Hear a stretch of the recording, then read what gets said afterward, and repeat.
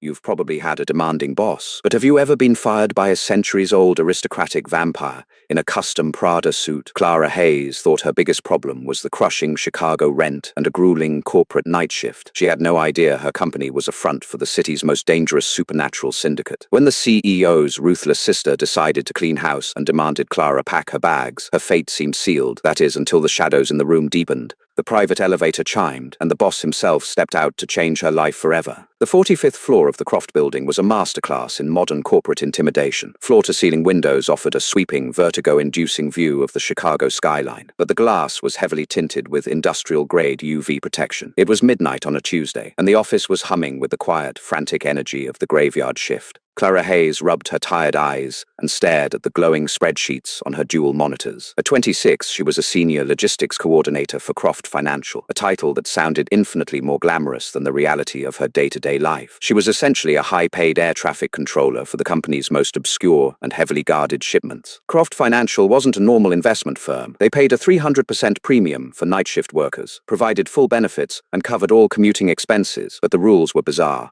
There was a strict dress code, no silver jewelry allowed, supposedly because it interfered with the highly sensitive magnetic fields of their proprietary servers. The cafeteria had a permanent ban on any foods containing garlic or heavy spices, citing severe executive allergies. The ambient temperature was always kept at a brisk 62 degrees. And then there were the shipments. Clara managed the supply chains for a subsidiary called Hematech, importing massive quantities of specialized biomedical fluids, rare organic compounds, and synthetic plasma from Eastern Europe and South America. She didn't ask questions. She couldn't afford to. Her father's medical bills and her own mountain of student debt made the Croft salary a lifeline she couldn't sever. "Hey!" A soft voice broke Clara's concentration. It was Jenna Lewis, a junior analyst who sat 2 desks down. Jenna was shivering, a thick wool cardigan wrapped tightly around her shoulders. She held a steaming cup of chamomile tea, her eyes darting nervously toward the frosted glass doors of the executive suite. "You're staring at the numbers so hard they're going to start bleeding," Jenna whispered, pulling up a chair beside Clara's desk. "Take a break before your retinas detach." Clara managed a weak smile, stretching her stiff neck. "I can't. The routing for the Bucharest shipment got delayed in customs. If I don't clear the manifest by 2 a.m., the cargo spoils. And you know how upper management gets about spoiled cargo." Jenna shuddered. "Don't remind me. Remember what happened to Greg in accounting last month? He screwed up the refrigeration logistics for a warehouse in Prague. The next night, he was just gone. HR said he took a sudden sabbatical, but he left his favorite coffee mug and his house keys on his desk." "Greg was sloppy," Clara said, though a cold knot tightened in her stomach. She had noticed Greg's disappearance too. "Croft Financial doesn't tolerate mistakes. You know that when you sign the non-disclosure agreement." "I know, but the vibe here—" Jenna leaned in closer, dropping her voice to a barely audible murmur. "It's not normal, Clara. Have you ever actually looked at the executives when they walk through? The board of directors? They don't walk, they glide. And Mr. Croft—" Clara's fingers paused on her keyboard. Lucien Croft, the CEO, the billionaire enigma who had built the company from the ground up, though rumors suggested his family's wealth was centuries old. Lucien only worked from 8 p.m. to 4 a.m. He was a phantom, an imposing figure of terrifying authority, who rarely spoke directly to the floor staff. The few times Clara had seen him, she had been struck by an overwhelming primal sense of danger. He was impossibly tall, with raven black hair, tailored suits that fit perfectly over a broad, muscular frame, and skin that looked like polished marble. But it was his eyes that haunted her, a piercing, luminescent amber that seemed to strip away every defense a person had. "Mr. Croft is just intense," Clara said, trying to sound dismissive. She turned back to her monitor. "He demands perfection, and frankly, for what he's paying us, he's entitled to it." "He doesn't blink, Clara," Jenna insisted, her voice trembling slightly. "I dropped a file folder near the elevator yesterday when he was standing there. He moved so fast to catch it, it was a blur. Human beings don't move like that. He's a billionaire, Jenna. They probably have him on experimental biohacking diets and stem cell therapies," Clara reasoned, though she didn't fully believe her own words. "Just finish your quarterly projections. We have 2 more hours until lunch break." Jenna sighed, clutching her tea, and rolled her chair back to her desk. Clara took a deep breath and plunged back into the Bucharest manifest. The cargo was listed as medical supplies, Class A organic. She needed to expedite the release through customs using the company's diplomatic channels. As she typed the authorization codes, she felt the familiar prickle of unease that always accompanied the Hematech files. The sheer volume of liquid they were transporting didn't make logistical sense for a standard biomedical firm. It was millions of liters. But Clara was a survivor. She compartmentalized the strange shadows in the corners of the office, the impossibly silent footsteps of the security guards, and the unnerving perfection of her employers. She kept her head down, did her job flawlessly, and collected her paycheck. She thought her flawless record made her untouchable. She was about to find out how wrong she was. The clock on Clara's monitor clicked to 11:45 p.m. The soft, rhythmic hum of the servers and the rapid clicking of keyboards were the only sounds on the floor. Then the chime of the private executive elevator echoed through the room. It was a sharp, piercing note that instantly made every spine in the room go rigid. Lucian Croft rarely left his office before 3 a.m., and when he did, he didn't use the main floor elevator. The heavy steel doors slid open with a soft hiss, but it wasn't the CEO who stepped out. It was a woman. She was breathtakingly beautiful, with platinum blonde hair styled in a sharp, asymmetrical bob and a crimson designer trench coat draped over a tailored black dress. She wore stiletto heels that clicked against the hardwood floor with the finality of a judge's gavel. Like Lucian, she possessed an otherworldly aura, a predatory grace that commanded absolute, terrified attention. But where Lucian's presence was a heavy, suffocating silence, this woman's energy was a chaotic, burning wildfire. Clara recognized her from the company directory. Victoria Croft, Lucien's sister, and the chief operating officer of their European division. She was rarely in Chicago, and her unannounced presence sent a shockwave of panic through the night shift. Victoria strolled to the center of the bullpen, removing a pair of black leather gloves, finger by finger. Her eyes, a sharp, icy blue, scanned the room, lingering on the terrified faces of the employees like a hawk evaluating a field of mice. "This branch is a disgrace," Victoria announced. Her voice was musical, cultured, with a faint, untraceable European accent, but it carried perfectly across the massive room. "It reeks of mediocrity and cheap coffee." Two executives in immaculate grey suits hurried out from the side offices, bowing their heads subserviently. "Ms. Croft," one of them stammered, "we weren't expecting you. Your brother—" "My brother is too lenient," Victoria interrupted, not even looking at the man. She ran a single, perfectly manicured finger along the top of a filing cabinet, inspecting it for dust. "I am conducting an impromptu audit. The London branch operates at 99% efficiency. This pathetic excuse for a logistics hub has been lagging." She began to walk down the aisles of desks. "You," Victoria snapped, pointing at a mid-level manager named David. "Your tie is crooked, and your heart rate is erratic. It's annoying. You're fired. Get out." David froze, his face draining of color. "Ms. Croft, please, I have a family." "Security," Victoria said softly. Two massive men in dark suits stepped out of the shadows near the stairwell. They hoisted David out of his chair by his armpits and dragged him toward the exit. The rest of the office watched in paralyzed horror. Victoria continued her march. She fired a receptionist for wearing perfume that gave her a migraine. She fired an IT technician because she didn't like the sound of his breathing. She was a hurricane of entitlement and cruelty, tearing through the floor with terrifying efficiency. Clara kept her head down, her fingers flying over her keyboard. "Don't look at her. Make yourself invisible. Just focus on the Bucharest files." But the clicking of the stilettos was getting closer. It stopped directly behind Clara's chair. The temperature in Clara's immediate vicinity seemed to plummet by 10 degrees. She could smell Victoria's perfume, something sharp, metallic, and heavily floral, like roses blooming over copper wire. "What exactly are you supposed to be doing?" Victoria's cold voice drifted over Clara's shoulder. Clara swallowed hard, forcing her hands to stop trembling. She turned around in her chair, maintaining a respectful but neutral expression. "I am expediting the clearance for the Hematech shipments out of Bucharest, Ms. Croft," Clara said evenly. "We hit a customs snag, but I am routing the authorizations through the diplomatic tier." Victoria's icy blue eyes narrowed. She leaned in closer. "Hematech? You are a human managing the blood." She stopped herself, her lips curling into a cruel smirk. "Managing the biomedical logistics for our private reserves. I am the senior logistics coordinator for that account?" "Yes," Clara replied. "Unacceptable," Victoria scoffed, standing up straight. "Those files are highly classified. They contain routing numbers and secure location data for our most vital assets. Hand over the master ledger." Clara hesitated. The master ledger was the holy grail of her job. It contained every drop point, every bribe, every shadow corporation front used to move the cargo. "I apologize, Ms. Croft, but I cannot do that," Clara said, her voice remarkably steady, despite the terror pounding against her ribs. The entire office went dead silent. Jenna gasped from 2 desks away. Victoria slowly tilted her head. "Excuse me? What did you just say to me, little girl?" "Protocol 4A of my employment contract," Clara stated, reciting the rules she had memorized on her first day. The Hematech master ledger is restricted to the CEO's direct clearance. I am forbidden from transferring custody of the ledger to anyone, including board members, without the explicit written authorization of Lucian Croft. Victoria's face twisted into a mask of pure fury. The whites of her eyes seemed to flash for a fraction of a second, revealing a terrifying blood-red rim around her irises. She slammed both hands onto Clara's desk, the impact cracking the thick mahogany surface. "You dare quote human paperwork to me?" Victoria hissed, her voice dropping to a demonic, vibrating register that rattled the pens in Clara's organizer. "I am a Croft. I own this building. I own the air you breathe in this room. You are nothing but cattle typing on a keyboard." Clara shrank back, genuine fear finally breaking through her professional facade. The sheer, unnatural strength it took to crack the heavy desk was impossible. Jenna was right. They weren't human.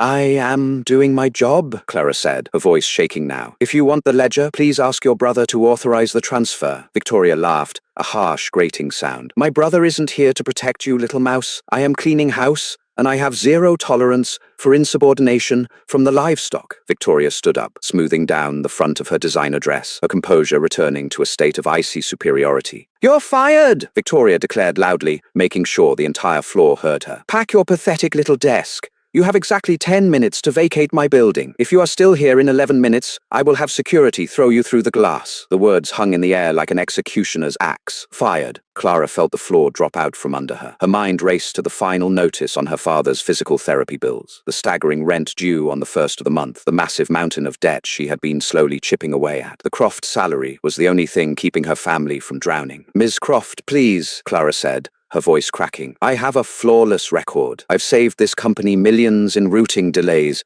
9 minutes and 40 seconds. Victoria interrupted, checking a diamond-encrusted watch on her wrist. She turned her back on Clara and signaled to the two massive security guards. "Make sure she takes nothing but her personal effects. If she tries to copy a single file, break her fingers." Victoria stalked away toward the break room, intent on continuing her reign of terror. Clara stared blankly at her cracked desk. Tears burned the back of her eyes, but she refused to let them fall. She wouldn't give Victoria the satisfaction of seeing her break. With trembling hands, Clara reached under her desk and pulled out a standard cardboard banker's box. She began mechanically packing her life away. Her framed photo of her and her dad at Lake Michigan, her favorite ergonomic mouse, a small, sad succulent she had managed to keep alive under the fluorescent lights. Jenna slid over in her chair, her face pale and streaked with silent tears. "Clara, I'm so sorry," Jenna whispered frantically. "This is insane. She can't just do this." "She just did," Clara replied, her voice hollow. She dropped a handful of pens into the box. "Don't talk to me, Jenna. If she sees you sympathizing with me, she'll fire you too. Just keep your head down." "But what are you going to do?"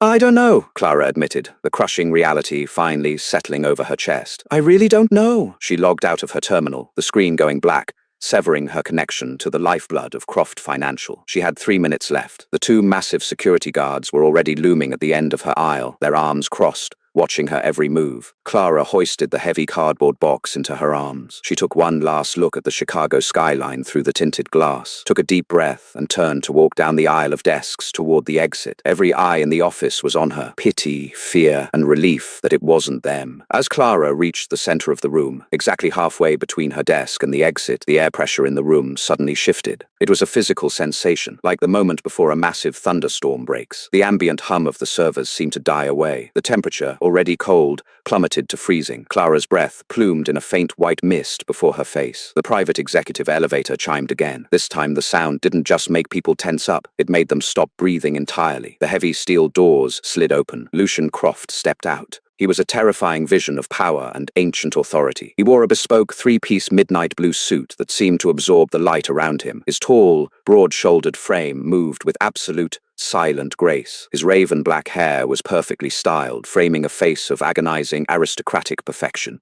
But it was his eyes that seized the room. They were burning, a brilliant, terrifying amber that seemed to glow in the dim light of the office. He radiated an aura of lethal, coiled violence. The entire office stood up in unison. Even the security guards lowered their heads, refusing to meet his gaze. Lucien didn't look at the executives. He didn't look at the security guards. His burning eyes locked instantly onto Clara, standing in the middle of the floor, holding her pathetic cardboard box. Victoria emerged from the break room, looking momentarily surprised before her face smoothed into a confident smile. She walked toward her brother, her heels clicking loudly in the dead silence of the room. She spoke to him in a language Clara had never heard before, something guttural, fluid, and impossibly ancient. It sounded like Latin mixed with the grinding of stones. Lucian didn't look at her. He raised a single gloved hand. Victoria snapped her mouth shut instantly. Lucian walked slowly across the floor. Every step he took seemed to vibrate through the floorboards. The crowd of employees parted like the Red Sea, pressing themselves against their desks to give him a wide berth. He stopped a few feet in front of Clara. Up close, the sheer magnitude of his presence was intoxicating and terrifying. He smelled of rain, old parchment, and something metallic and sharp. He looked down at the cardboard box in her arms. Then he looked at her face, his amber eyes scanning her flushed cheeks, her trembling hands, and the faint sheen of unshed tears in her eyes. Ms. Hayes, Lucian's voice was a deep, resonant baritone that seemed to vibrate directly in Clara's chest. It was calm, but entirely devoid of warmth. "Why are you holding a box?" Clara swallowed hard, her throat bone dry. I was packing my things, Mr. Croft."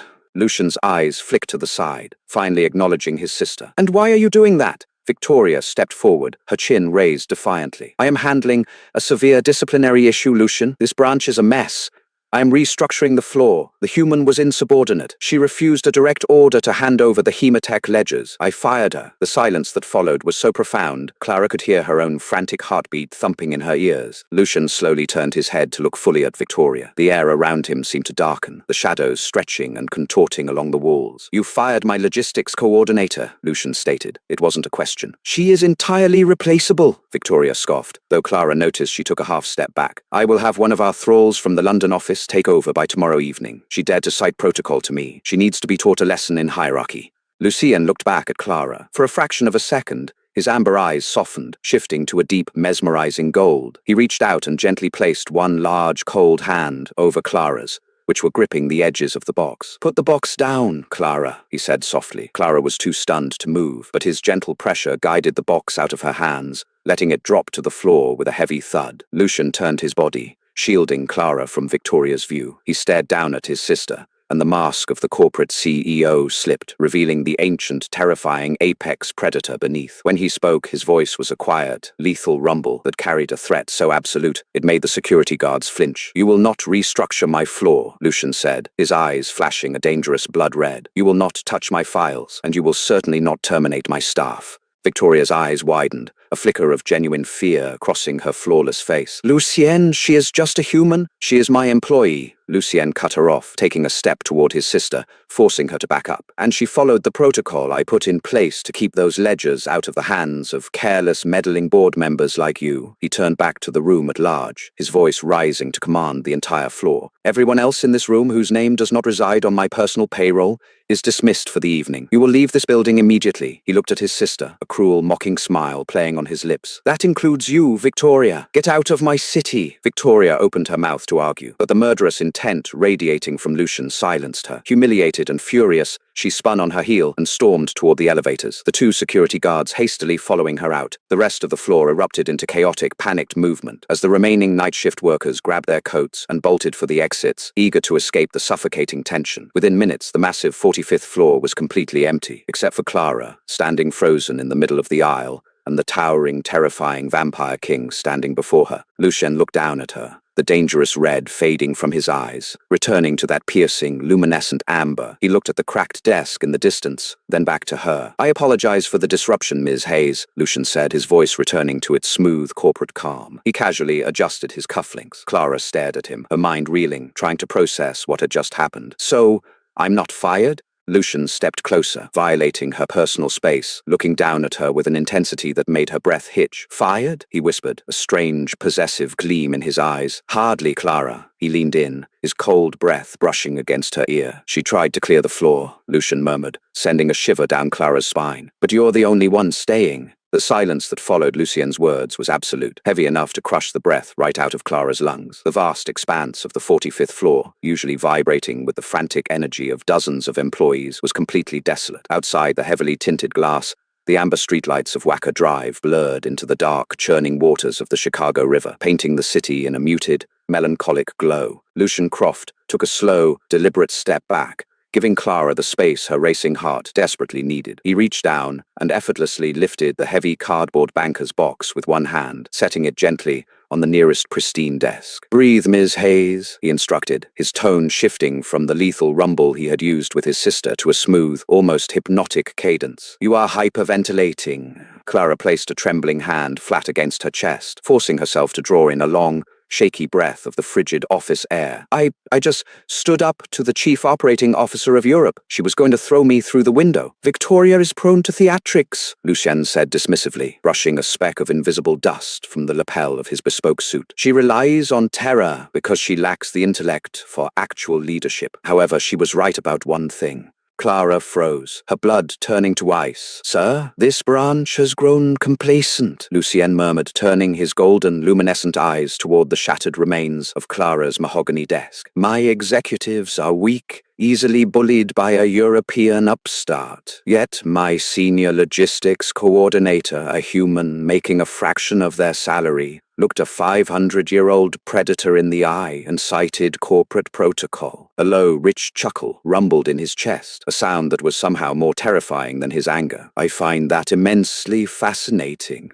"I needed the job, Mr. Croft," Clara admitted, the raw honesty spilling out before she could filter it. "My father is receiving experimental oncology treatments at Northwestern Memorial Hospital. The Croft insurance policy covers 80% of the out-of-network costs. If I lose this job, he loses his treatment. I couldn't just hand over the Hematech ledgers and risk termination for a security breach." Lucian's expression remained unreadable, but a flicker of something ancient and calculating crossed his features. He moved toward her, his footsteps entirely silent on the hardwood floor. "Desperation breeds either catastrophic failure or extraordinary resilience," Lucian observed, stopping just an arm's length away. "You have demonstrated the latter, but you will no longer work on this floor, Clara." Panic flared anew in her chest. "But you just said—" "I said you are the only one staying," Lucian corrected, his voice dropping to a velvety whisper. "This floor is for the rank and file. It is for cattle, as my dear sister so crassly put it. You, however, have proven that you possess a spine made of something significantly harder than bone." He reached into the breast pocket of his suit and withdrew a sleek black keycard embossed with a minimalist silver C. He held it out to her. "Effective immediately. You are promoted," Lucian stated, his eyes locking onto hers, demanding her absolute compliance. "You are no longer a senior logistics coordinator. You are my executive liaison. You will work directly out of my suite on the 50th floor. Your salary is quadrupled, retroactive to the beginning of this fiscal quarter. Furthermore, I will personally guarantee your father's medical debts at Northwestern Memorial are paid in full by sunrise." Clara's jaw dropped. A quadruple salary, her father's crushing debt, gone in a matter of hours? It was a miracle, a terrifying Faustian miracle, wrapped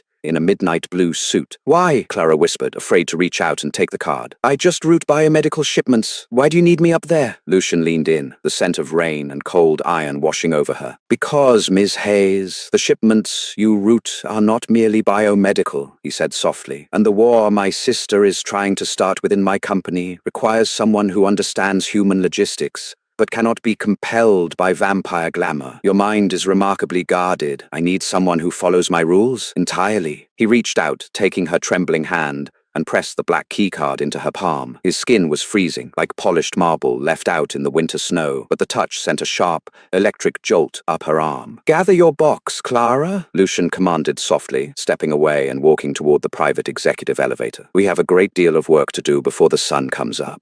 The private elevator ride was a masterclass in suffocating silence. Clara stood rigidly in the corner, clutching her cardboard box to her chest like a shield, while Lucien stood in the center, a towering monolith of dark power. When the doors slid open with a soft chime, Clara stepped into a world that made the luxury of the 45th floor look like a cheap motel. The 50th floor was Lucien's private sanctum. It was a sprawling, open-concept masterpiece of dark mahogany, black marble, and brushed steel. Massive, untinted floor-to-ceiling windows offered an unobstructed, dizzying view of the Chicago skyline. A massive fireplace roared against the far wall, casting dancing orange shadows across the room, though it did nothing to warm the freezing ambient temperature. "Your new workspace," Lucian said, gesturing to a massive curved desk made of obsidian glass situated just outside the heavy double doors of his inner office. Atop the desk sat a state-of-the-art multi-monitor setup, a secure encrypted phone line, and a fresh cup of coffee that was still steaming. Clara set her box down, her eyes wide as she took in the opulent surroundings. There was an original Caravaggio painting hanging on the wall near the private kitchenette,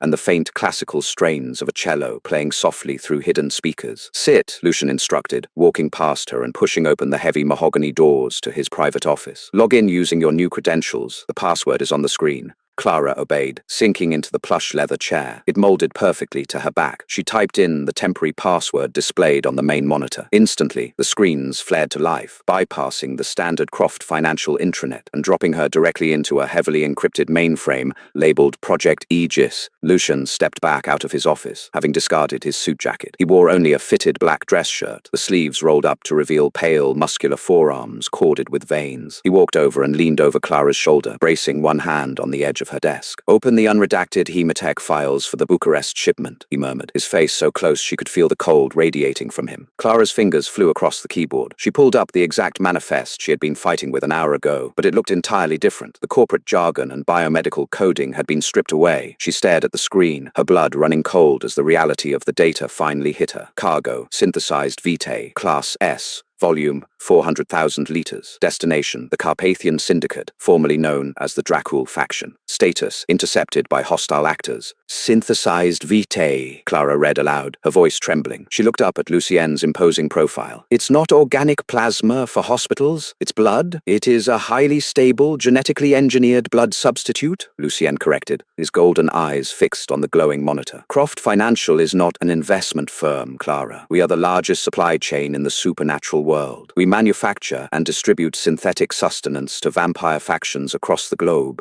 Clara's mind raced, struggling to process the impossible truth. "Why? To keep them from eating people," Lucian said bluntly, looking down at her. "For centuries, our kind hunted yours. It was messy, barbaric, and drew the attention of human hunters. 100 years ago, I realized that modern capitalism offered a better solution. Why hunt in the shadows when you can have a clean, untraceable food source delivered to your door?" He tapped the screen with a long, pale finger. "Hematech creates the substitute. Croft Financial handles the logistics, hiding the massive movement of liquid capital behind biomedical shell companies. I feed the global vampire population, and in return, they abide by my laws. No hunting humans, no exposure." "But the Bucharest shipment is intercepted," Clara noted, her logistics training kicking in despite her terror. She pointed to a flashing red icon on the map. "Customs didn't hold this. It was hijacked." Lucian's eyes narrowed, a flash of red bleeding into the gold. "Exactly. My sister Victoria believes that synthetic blood makes us weak. She is a traditionalist. She has been quietly amassing a rogue faction in Europe, intercepting my shipments to starve the local covens, forcing them to return to hunting humans." Clara felt sick. If they start hunting in Europe...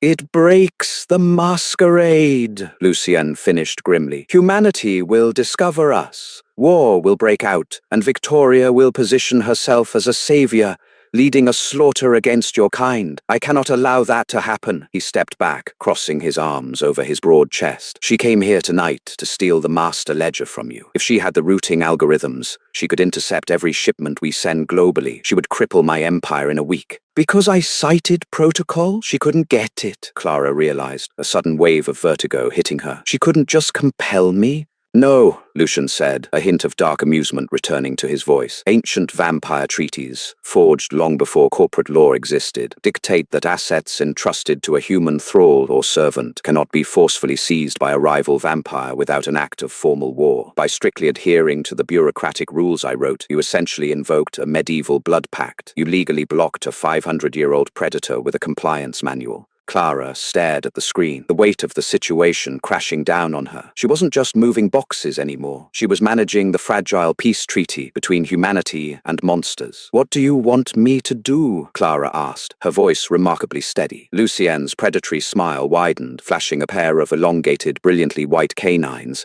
"I need you to restructure the entire global supply chain by dawn," Lucian commanded. "Reroute every shipment using human-level diplomatic channels that Victoria's vampires cannot legally touch. You are going to help me starve her rebellion, Ms. Hayes, and if you succeed, I will make sure you are the most powerful human in this city." Clara looked back at the monitors, the red, flashing lights of the intercepted shipments illuminating her pale face. There was no going back to the 45th floor. The shadows of Croft Financial had swallowed her whole, and her new boss was the king of the dark. New rules of engagement. Rule 1, trust no one in European management. Rule 2, all routing must be masked behind human-grade diplomatic immunity. Rule 3, never leave the 50th floor without Lucian's personal security detail. Clara cracked her knuckles, the sound loud in the cavernous office. "I'm going to need more coffee." The 50th floor of the Croft building was a silent sanctuary. The only only sounds the furious clacking of Clara's mechanical keyboard and the steady, rain-like drumming of the Chicago winds against the reinforced glass. It was 1:15 a.m. Clara's monitors were a chaotic sea of spreadsheets, global shipping routes, and real-time GPS tracking data. Rerouting 400,000 liters of highly sensitive, temperature-controlled synthetic blood wasn't a matter of simply changing a shipping label. It required specialized cold chain logistics, specifically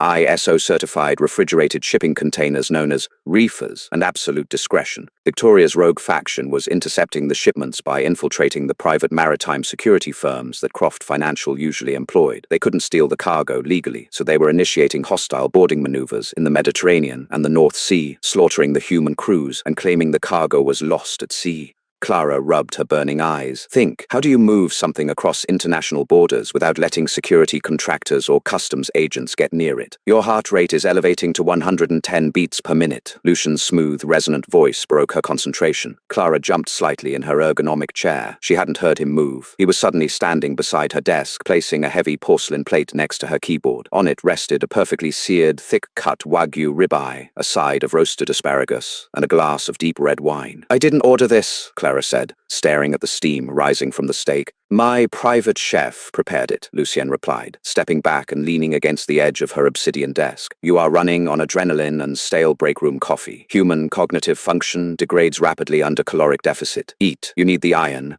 Clara hesitated, then picked up a silver fork. The meat was impossibly tender, melting on her tongue. It was, without a doubt, the best thing she had ever tasted. "Thank you," she mumbled around her first bite. "But I don't have time for a break. Victoria has locked down the commercial shipping lanes. She has moles in Maersk and Hapag-Lloyd. If we put the synthesized Vitae on standard commercial freighters, her boarding parties will hijack them before they clear the Strait of Gibraltar. Then we are out of options," Lucien said, a dangerous edge creeping into his tone. "If the European covens do not receive their shipment by Friday, they will experience withdrawal. They will break the treaties. They will hunt." "No, wait," Clara said, swallowing a sip of the wine. The vintage was incredibly smooth, warming her exhausted body. "Vampire law prevents Victoria from legally seizing assets entrusted to humans without declaring formal war, right?"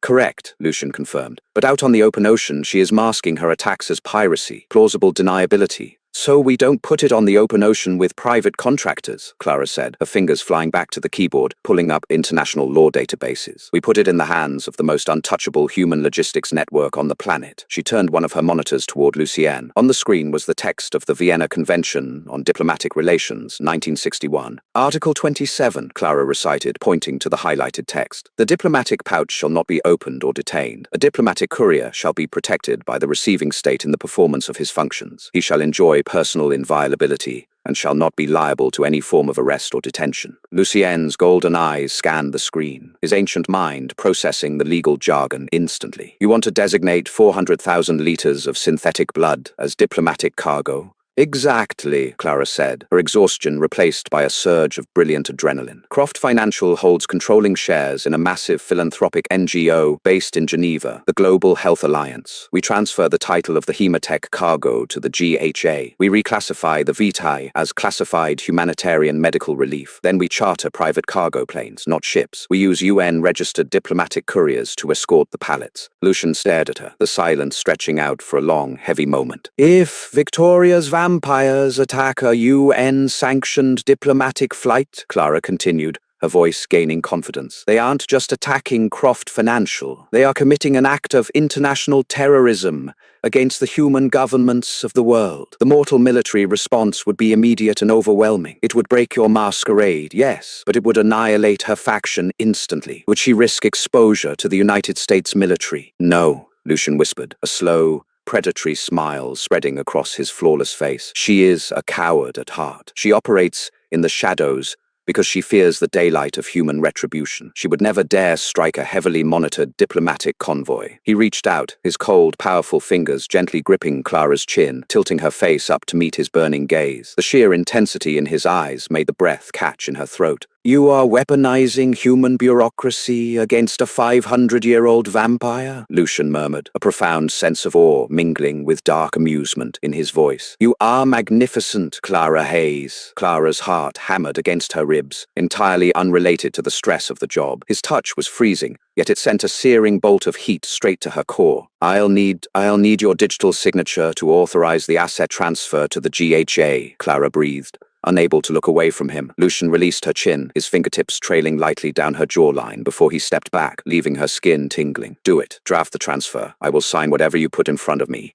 For the next 2 hours, they worked in perfect lethal synchronization. Clara drafted the digital bills of lading, established the routing protocols through Geneva, and initiated the encrypted transfer of the European supply chain. Lucian stood behind her, lending his biometric clearances, his presence a heavy, intoxicating shield against the crushing pressure of the night. By 2:45 a.m., the European blockade was effectively broken. The first wave of diplomatic flights was scheduled to leave Bucharest within the hour. Clara leaned back in her chair, a bone-deep sigh of relief escaping her lips. The routing is locked. European distribution is secure. Before Lucian could respond, a blaring crimson alarm suddenly flashed across all 4 of Clara's monitors. The ambient lighting in the 50th floor office shifted instantly from warm orange to a harsh, pulsating red. Lucian's demeanor changed in a fraction of a second. The corporate CEO vanished, replaced entirely by the apex predator. What is that? Clara asked, her heart jumping into her throat as she scrambled to read the incoming alert. A localized breach, Lucian snarled, leaning over the desk to look at the screen. Not Europe. Here, in Chicago. Clara read the flashing text. Flight 808 from our Montreal synthetic facility. It was carrying the localized reserve supply for the North American covens. It was supposed to be diverted to our private hangar at Midway, but it's been forcibly rerouted by air traffic control. It just touched down at O'Hare International Airport, Terminal 5 Cargo Bay. Victoria, Lucian said, his voice a lethal, vibrating hiss. She realizes she lost the European chess match. She is making a desperate play for the local supply to humiliate me in my own city. The cargo is sitting in a standard U.S. Customs holding bay, Clara said, panic rising. If Customs opens those containers and finds thousands of liters of unidentifiable blood, we're finished. Lucian turned away from the desk, striding toward a hidden panel in the mahogany wall. He pressed his palm against it, and the wall slid open to reveal a reinforced armory. Customs won't open it, because Victoria's lieutenants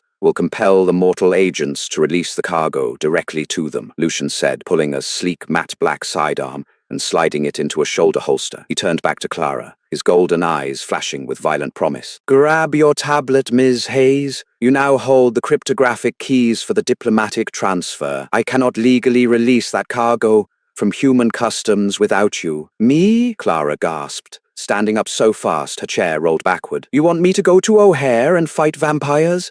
You will not fight anyone, Lucian commanded, walking toward her and wrapping a heavy dark wool overcoat around her shoulders to protect her from the freezing night. You will point your tablet at the human customs agents and invoke federal law. If any of Victoria's parasites take a step toward you, he leaned in close, his fangs extending just enough to catch the red emergency lights. I will tear their heads from their shoulders. We are taking the helicopter. Move. The Croft Financial corporate helicopter tore through the violent Chicago winds, touching down on a private helipad near O'Hare International's Terminal 5 Cargo Bay. The sprawling expanse of concrete and steel smelled heavily of jet fuel and freezing rain. Lucian moved with terrifying speed through the labyrinth of shipping crates, his towering frame radiating coiled violence. Clara followed closely, clutching her encrypted tablet, flanked by 4 heavily armed Croft security contractors. Bay 42, Clara whispered, tracking the GPS. The Montreal shipment is there. They rounded a massive stack of timber and found them. 3 armored transport trucks idled near the temperature-controlled containers. Standing between the cargo and a terrified U.S. Customs and Border Protection supervisor were 4 figures in long, dark coats. The leader, a blonde vampire with cruel, angular features,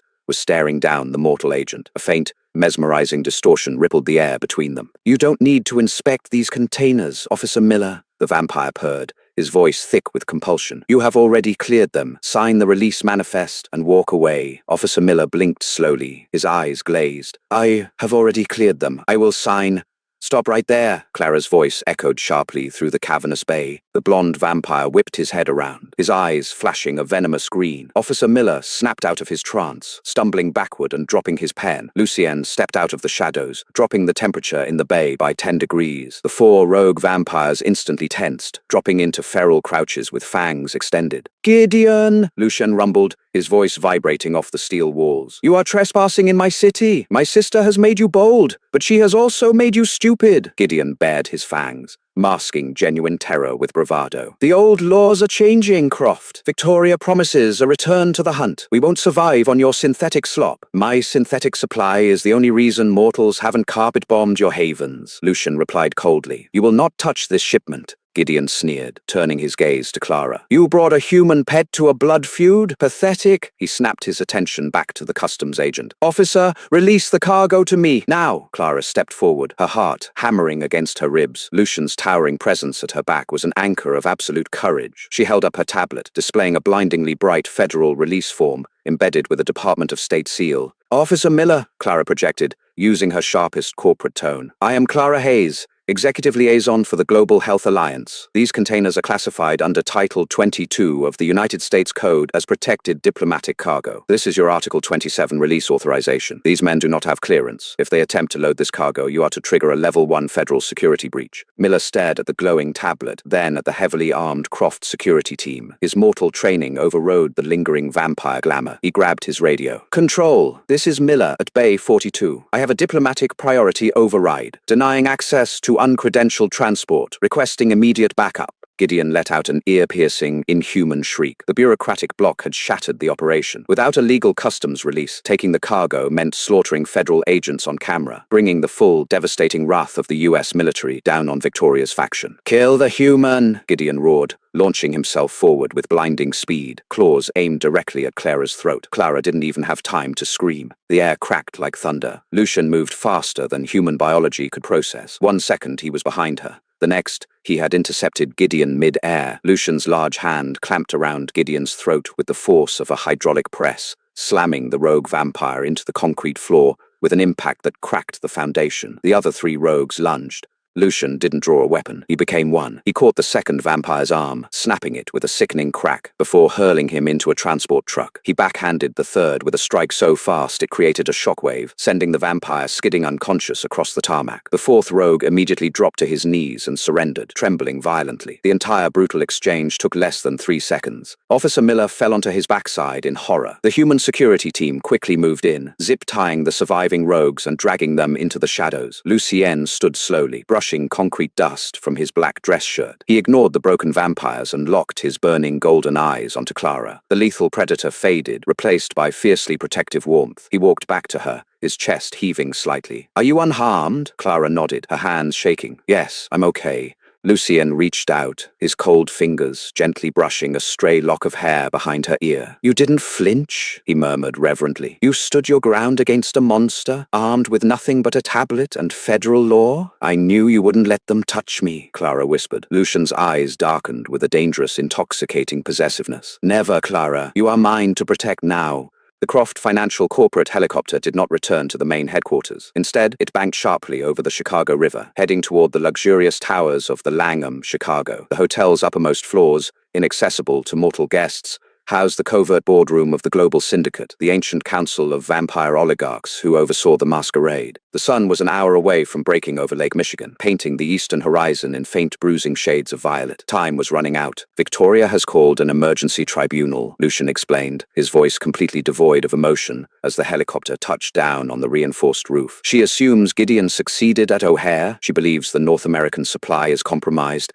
and the European supply is paralyzed. She is going to demand the syndicate strip me of my CEO title for gross negligence." Clara unbuckled her harness, her fingers still trembling from the adrenaline of the tarmac. "But we secured both. She has no leverage." "She has centuries of political manipulation," Lucien corrected, stepping out into the freezing wind and turning to offer Clara his hand. "And she hates humanity. The council is comprised of traditionalists. They will look for any excuse to remove the vampire who forces them to eat synthetic food from a laboratory." He led her through a heavily guarded private stairwell, down into the penthouse level. Two massive doors of solid oak, flanked by immortal guards in bespoke tuxedos, loomed ahead. "Stay close," Lucian murmured, his golden eyes burning with a dangerous, quiet intensity. "Do not speak unless I ask you a direct question. They are not as civilized as I am." The guards pushed the doors open. The penthouse boardroom was a staggering display of old-world wealth masquerading as corporate power. A long table carved from a single slab of black walnut dominated the space. Seated around it were 12 figures, men and women of terrifying, icy perfection. They wore designer suits and couture dresses, but their eyes held the predatory stillness of ancient beasts. Standing at the head of the table was Victoria Croft. She wore a breathtaking white silk suit, looking every inch the victorious queen. A triumphant smile played on her lips as Lucienne entered, though her eyes narrowed slightly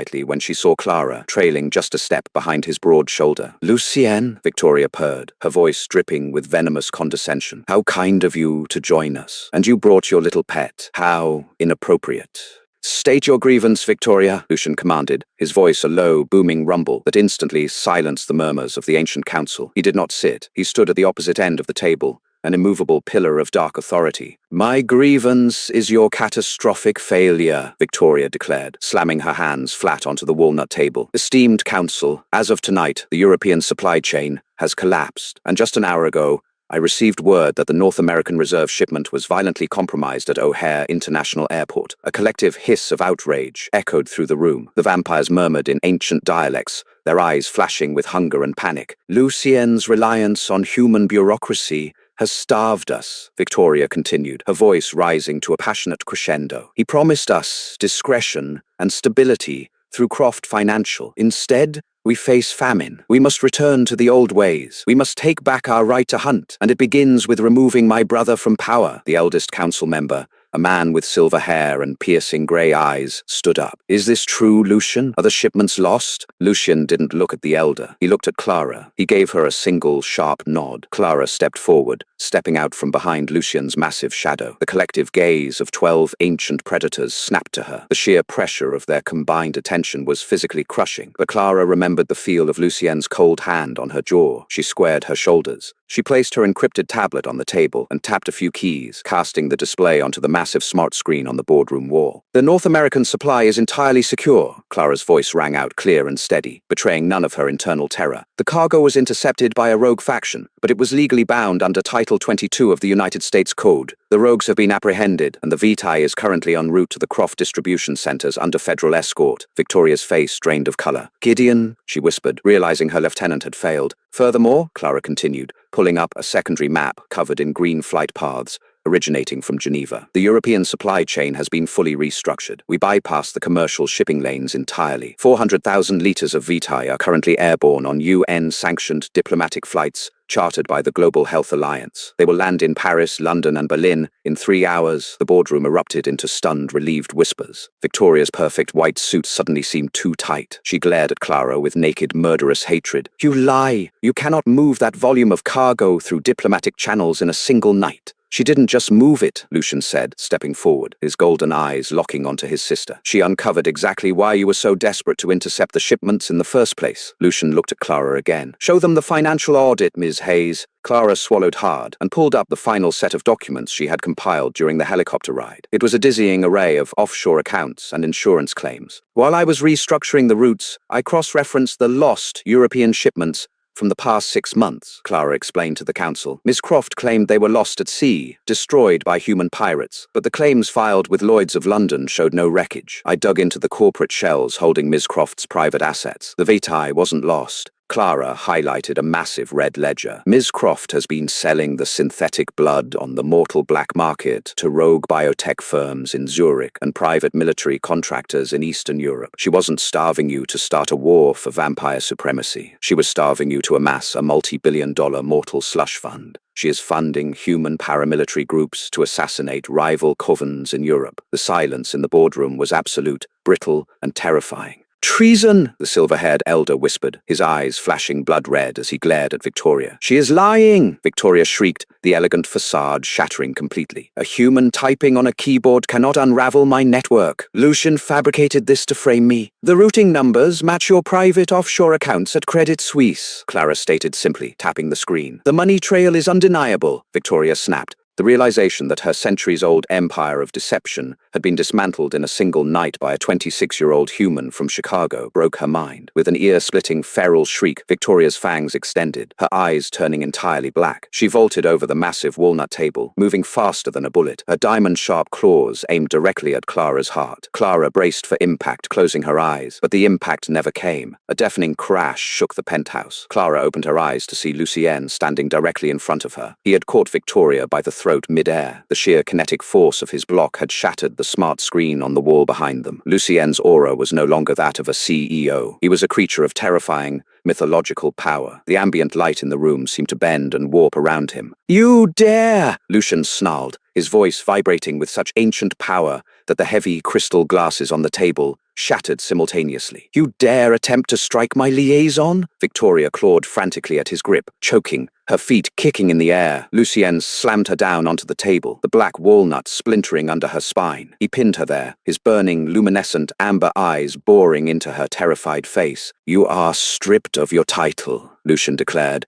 his voice echoing with the weight of a royal decree. "You are stripped of your assets, your holdings, and your bloodline privileges. You will be escorted to the subterranean vaults beneath this city, where you will remain locked in darkness for the next century to think about your betrayal." He looked up at the council, who were all standing in stunned, fearful reverence. "Does anyone object?" Lucien asked softly. No one moved, no one breathed. Lucien signaled to his immortal guards. They rushed forward, hauling the broken, sobbing Victoria off the table and dragging her out of the penthouse. Lucien stood slowly, straightening his cuffs. He looked around the ruined boardroom, the absolute master of his domain, before turning his gaze back to Clara. The monstrous rage vanished from his face, replaced by a profound, reverent awe. "The tribunal is concluded," Lucien told the council, dismissing the most powerful beings in the world with a flick of his wrist. "Return to your cities. Your food will arrive on schedule." Without waiting for their response, he placed his hand gently on the small of Clara's back, guiding her out of the penthouse. They rode the private elevator in silence, but this time the tension wasn't suffocating. It was electric, heavy, intoxicating. When they stepped back into the sanctuary of the 50th floor of the Croft building, the first rays of the morning sun were piercing through the massive windows, painting the office in a warm, golden hue. The UV-treated glass kept the lethal radiation at bay, allowing the room to bathe in the dawn. Clara walked to her new obsidian desk, her legs suddenly feeling like lead. The adrenaline was finally leaving her system, leaving her exhausted and overwhelmed. "We did it," Clara whispered, looking at the monitors showing the UN flights safely in the air. "The supply chains are secure. Your father's medical debts are already paid," Lucien finished, stepping up behind her. "An anonymous donation was made to Northwestern Memorial Hospital 20 minutes ago. His entire experimental treatment program is fully funded." Clara spun around, tears finally welling in her eyes. "Thank you, Lucien. I don't know how I can ever repay you for that." Lucien stepped closer, entirely violating her personal space, trapping her gently between his massive frame and the desk. He reached up, his cold, strong fingers brushing the tears from her cheeks. "You already have, Clara," he murmured, his golden eyes softening into something deep, possessive, and impossibly tender. "For a century, I have surrounded myself with immortals who only sought to deceive me. Tonight, a mortal woman, with everything to lose, stood between me and ruin. You possess a brilliance and a loyalty my kind forgot millennia ago." Clara's breath hitched. She looked up at his flawless, aristocratic face, her heart hammering a frantic rhythm. "I was just doing my job." "Your job," Lucien whispered, leaning down, his face mere inches from hers, "is to stand by my side, not just as a logistics coordinator, not just as an executive." He trailed his thumb across her lower lip, sending a searing jolt of electricity straight to her core. "I told my sister you were the only one staying," Lucien said, his voice dropping to a velvety, intoxicating purr. "I meant it permanently. Be my queen in the shadows, Clara. Rule this empire with me." Clara looked into his burning eyes, seeing the ancient, terrifying predator, but also the fiercely protective king who had shielded her from the dark. She reached up, her warm fingers tangling in the collar of his dark shirt. "I always did thrive under pressure, Mr. Croft," Clara breathed. Lucien smiled, a genuine, breathtaking smile, before he leaned down and captured her lips in a searing, possessive kiss that promised a dangerous, beautiful forever as the sun rose over Chicago. Clara went from facing the unemployment line to ruling a global supernatural empire, proving that sometimes the most terrifying bosses are the ones who recognize your true worth. What would you do if you found out your company was secretly feeding the vampire underworld? Let us know your survival strategy in the comments below. If you love this paranormal romance thriller, please hit that like button share it with your fellow dark romance fans, and subscribe to the channel. Don't forget to ring the notification bell so you never miss out on our next thrilling story. Until next time, keep your eyes on the shadows.